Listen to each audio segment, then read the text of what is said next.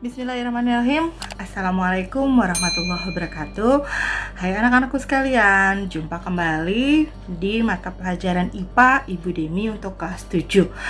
Baik, anak-anakku sekalian, mudah-mudahan Ibu doakan selalu kalian selalu dalam keadaan sehat. Walaupun hari ini kita masih belajar dari jarak jauh atau dengan menggunakan mode daring. Di video pembelajaran kali ini, Ibu akan mencoba menjelaskan kepada kalian berkenaan dengan struktur pembentuk dari makhluk hidup. Pada pertemuan yang lalu, kita sudah mencoba membahas bersama-sama bahwa muka bumi ini tersusun dari berbagai komponen. Yang pertama dimulai dari individu, populasi, komunitas, bioma, ekosistem, bioma, biosfer. Hari ini kita akan mengenal bagian-bagian dari struktur tubuh kita. Nah, tahukah kalian bahwa setiap makhluk hidup struktur tubuhnya berbeda-beda? Nah, kalau kita sangat amat sempurna Tuhan sudah menciptakan. Nah, kalau kita waktu di TK atau di kelas-kelas rendah, mungkin dulu pernah belajar mengenalkan anggota tubuh kita atau penyusun tubuh kita. Yang kalau misalkan kalian ingat, itu ada lagunya, dua mata saya, hidung saya satu, dua telinga saya, yang kiri dan kanan, dan selanjutnya. Di lagu itu kita sudah belajar mengenai penyusun dari tubuh kita. Ya anak-anakku sekalian, nah untuk tingkatan SMP ini kita akan lebih detail lagi memperhatikan struktur tubuh kita. Ya, nah namun sebelum kita memperhatikan struktur tubuh kita, mari kita lihat bahwa di muka bumi ini ada penyusun makhluk hidup itu beraneka ragam. Tingkatan organisasi kehidupan. Jadi kalau misalkan suatu makhluk hidup, kita ambil, kita bongkar apa sih penyusunnya atau apa saja sih yang menyusun tubuh suatu makhluk hidup. Yuk kita buka sama-sama bagaimana makhluk hidup itu ada. Kalau kita ambil misal manusia. Nah, manusia ini kalau kita bongkar itu akan terdiri dari yang namanya sel, jaringan, organ, sistem organ, sehingga membentuk sebuah organisme, yaitu manusia. Kalau kita ambil contohnya manusia. Perlu anak-anakku sekalian ketahui bahwa pembentuk makhluk hidup di muka bumi ini berdasarkan pembentuknya, makhluk hidup dibedakan menjadi dua, yaitu makhluk hidup uniseluler dan makhluk hidup multiseluler. Nah, inilah contoh-contoh makhluk hidup uniseluler. Ada amoeba, paramecium, dan euglena.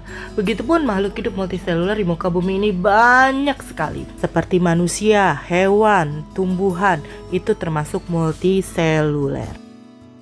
Hierarki tingkatan pembentuk makhluk hidup. Nah, kita mulai dari sel. Sel adalah satuan terkecil dari makhluk hidup. Sementara kumpulan dari sel disebut dengan jaringan, yaitu kumpulan sel sejenis yang memiliki bentuk dan fungsi yang sama. Organ adalah kumpulan dari berbagai jenis jaringan yang berbeda bentuk dan fungsinya. Sementara sistem organ adalah kumpulan organ yang saling bekerja sama melakukan fungsi tertentu.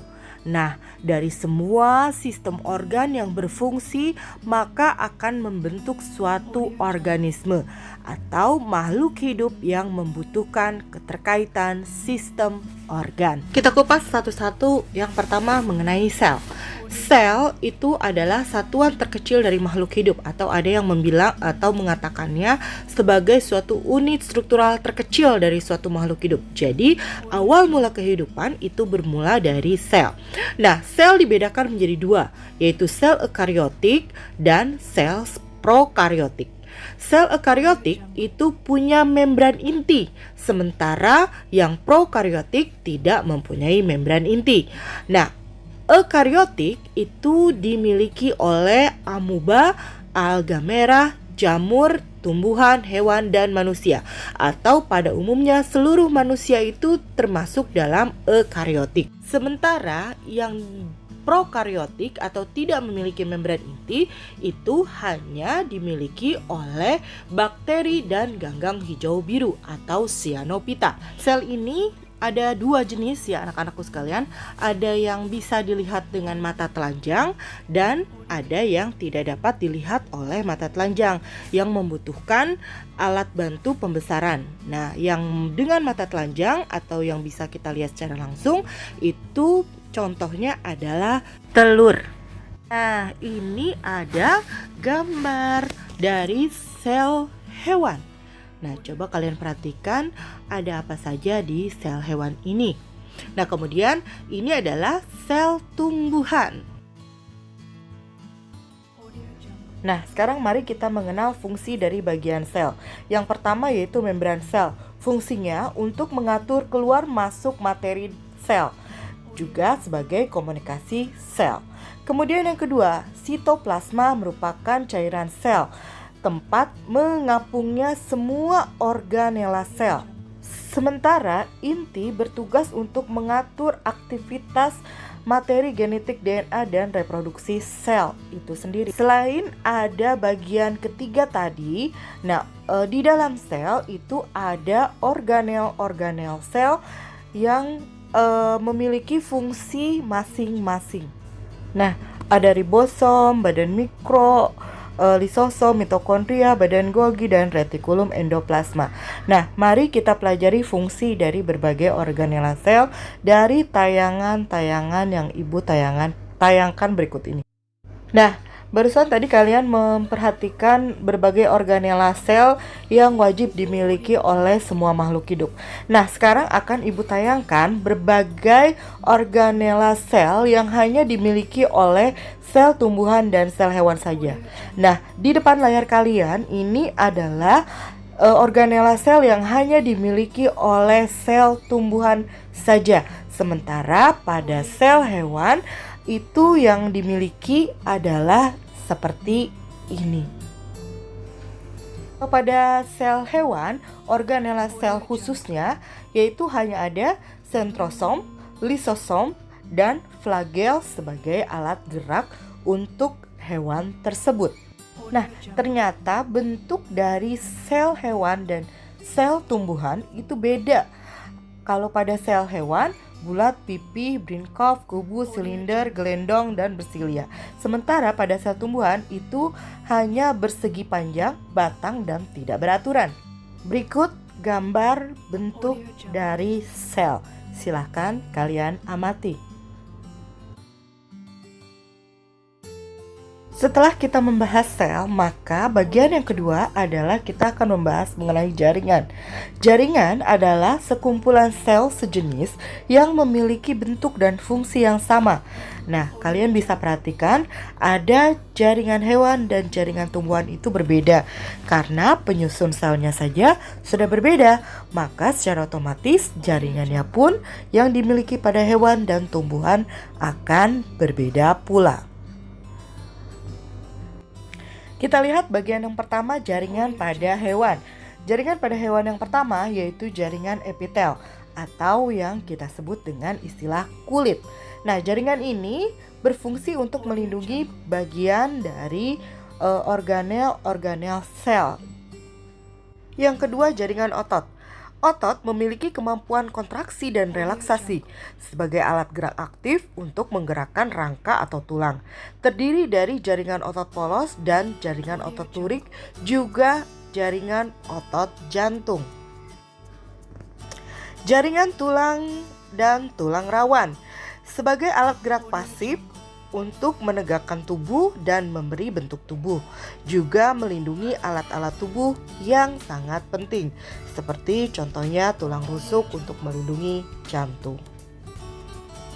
Keempat, yaitu jaringan ikat, sebagai pelindung, penunjang, dan mengikat berbagai jaringan dan organ, juga berfungsi untuk menyimpan lemak serta menghancurkan bakteri dan sel yang sudah mati. Kelima, yaitu jaringan saraf atau neuron, menerima rangsangan dari lingkungan, menyalurkan rangsangan ke bagian tubuh, menyalurkan respon dari otak, mengatur kerjasama organ tubuh, dan terdiri dari sensorik, motorik, neuron konektor. Jaringan darah merah berfungsi untuk mengangkut oksigen dan karbon dioksida, juga mengangkut sari-sari makanan ke seluruh tubuh. Itulah tadi jaringan yang terdapat pada hewan. Nah, sekarang jaringan pada tumbuhan terdiri dari meristem, epidermis, parenchyma, parenkim, kolenkim, xilem, dan flum. Nah, mari kita sama-sama pelajari tentang jaringan pada hewan. Oke, silakan kalian amati ya jaringan yang terdapat pada tumbuhan beserta fungsinya.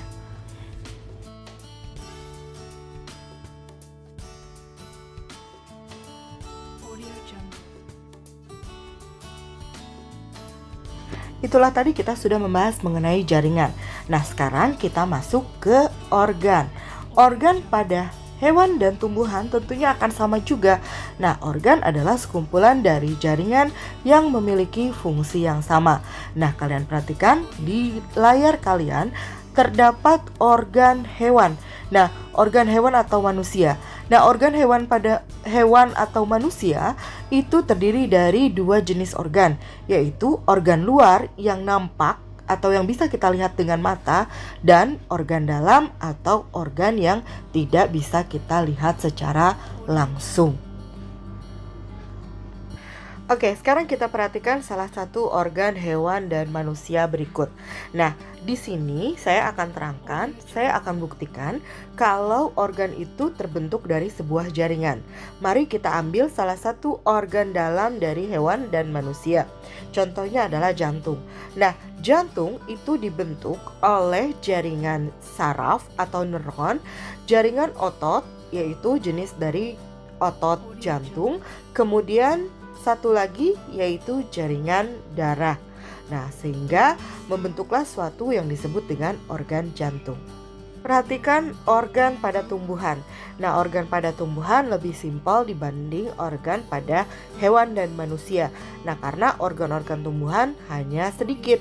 Nah, kita perhatikan pada tumbuhan itu terdapat organ yang namanya akar, batang, daun, bunga, dan buah. Nah, kalau kita ambil salah satu organ, kemudian kita buka, maka kita akan menemukan ada kumpulan dari jaringan untuk membentuk suatu organ. Nah, sekarang kita perhatikan. Nah, di depan kalian sudah ada organ daun pada tumbuhan.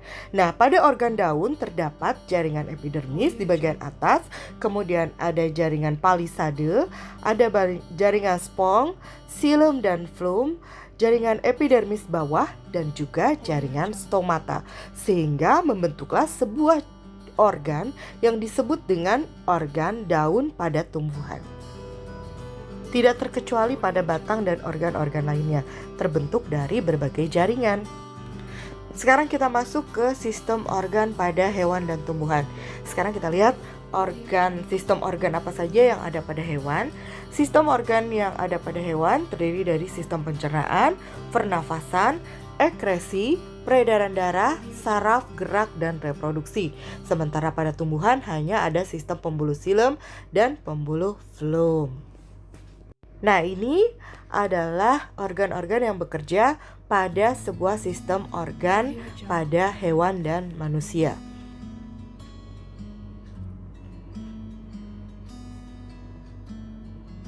Kita ambil contoh satu tentang penyusun sistem pernafasan. Terdiri dari hidung, tenggorokan, cabang tenggorokan, dan paru-paru. Nah, sementara pada sistem organ tumbuhan bisa kita lihat ada pembuluh xilem dan pembuluh flum. Pembuluh xilem untuk mengangkut air dan mineral dari akar hingga ke ujung daun. Sementara untuk pembuluh flum untuk mengangkut sari-sari makanan dari daun ke seluruh tubuh. Itulah tadi penjelasan dari Ibu.